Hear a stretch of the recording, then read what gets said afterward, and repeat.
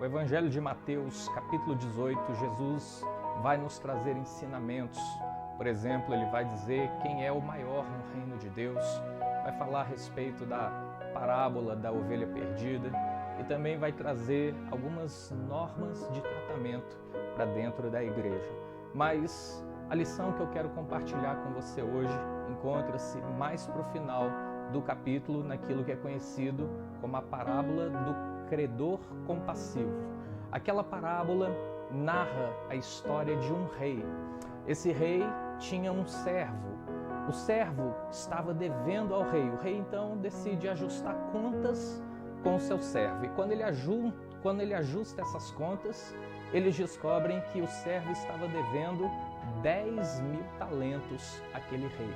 Para você ter ideia desse volume, um denário significa um dia de um trabalhador comum, um dia de salário desse trabalhador do tempo de Jesus.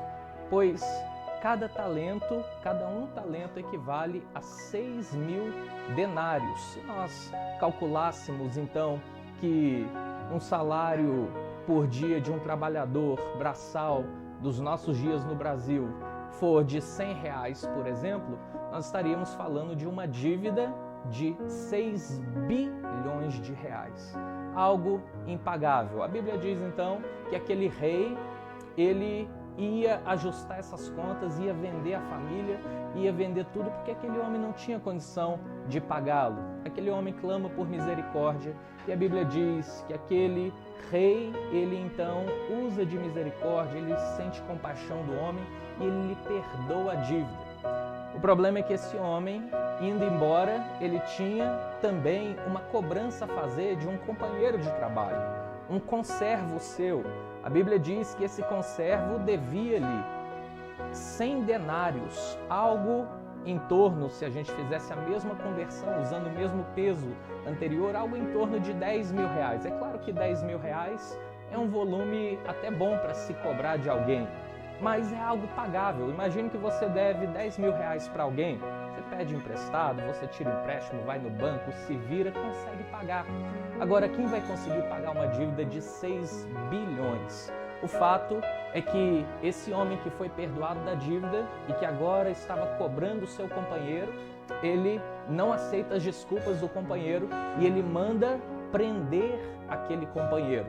A Bíblia diz que o rei ficou sabendo daquilo e ele ficou irado. Então eu quero compartilhar com você o que está escrito no versículo de número 34. Indignando-se, o seu senhor o entregou aos verdugos até que lhe pagasse toda a dívida. Quando o rei fica sabendo então que aquele homem que havia sido perdoado não perdoa o seu companheiro, ele vai atrás desse homem e ele o entrega aos verdugos. Eu quero que você entenda o que são verdugos. Verdugo é mais do que um carcereiro. Verdugo é um atormentador, é aquele que usa de tortura, é aquele que põe uma pessoa em trevas, em sofrimento, em dor profunda. Por quê? Porque ele usa meios de tortura, métodos de tortura. Isso é um verdugo. O que Jesus está chamando a nossa atenção é que aquele que não tinha condições de pagar a dívida, ele cobra daquele outro que tinha uma dívida muito menor. E na verdade essa é a nossa relação com Deus. Quando nós, que não tínhamos condições de pagar pelos nossos pecados, recebemos clemência. O Senhor enviou Jesus Cristo, seu Filho, Ele pagou por nós o preço de sangue na cruz do Calvário, anulando a dívida que nos era contrária. E quando nós muitas vezes temos alguma pendência com um irmão, com um semelhante, com um ser humano, nós ficamos ressentidos. Mas eu quero chamar a sua atenção no dia de hoje que o ressentimento é um veneno que você mesmo prova dele.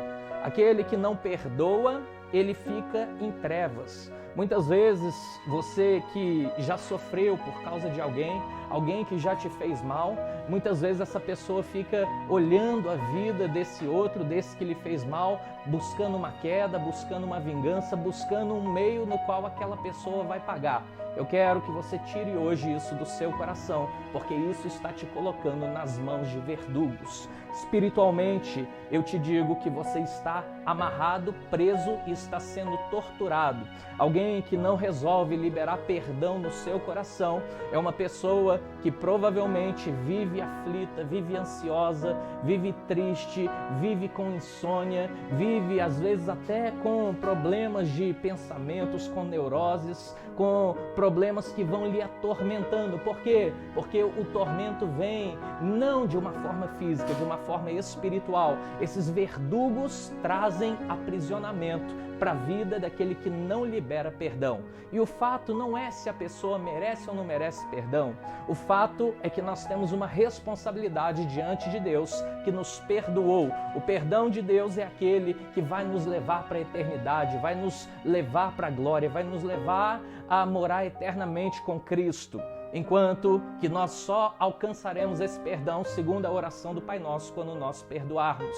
Lá o Senhor Jesus disse assim: perdoa as nossas dívidas, assim como nós perdoamos aos nossos devedores. Eu quero que você saia dessa vida de sofrimento, essa vida de aprisionamento, essa vida que muitas vezes você está enclausurado, está atormentado por verdugos, e isso só depende de você. O perdão não é um sentimento, o perdão é uma decisão. Quando você decide perdoar, você então libera o perdão. Talvez você esteja pensando, mas é tão difícil. Às vezes tem coisas que as pessoas nos fazem que maltratam tanto a alma da gente. Por isso Jesus falou para Pedro: Pedro, não são 7 vezes que se deve perdoar, mas 70 vezes 7. Porque Jesus sabia que aquilo era um exercício para se ver livre.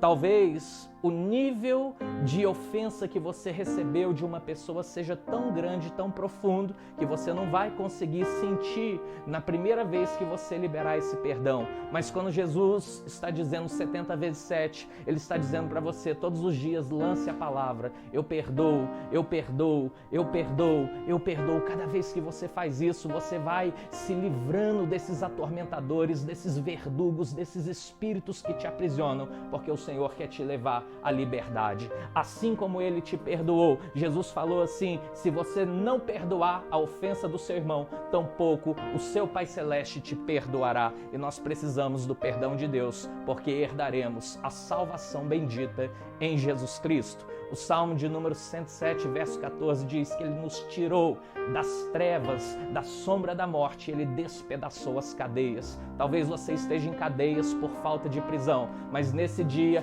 rompe essas cadeias, deixa o Senhor romper as cadeias. Como eu faço isso? Por oração? Não, libere o perdão. Diga: eu perdoo aquele que me ofendeu, eu perdoo aquele que me ofendeu. Arranque esse ressentimento do seu coração e você vai estar livre, livre para adorar o Senhor. O Senhor Jesus falou assim: bem-aventurados os misericordiosos, porque eles alcançarão misericórdia. Que Deus te abençoe, que Deus te ajude nesse processo, que Deus arranque esses verdugos da sua vida, que você seja livre, livre para ser feliz, livre para ser cheio do Espírito Santo, livre para conquistar em Deus. Que o Senhor te abençoe e te guarde. Shalom.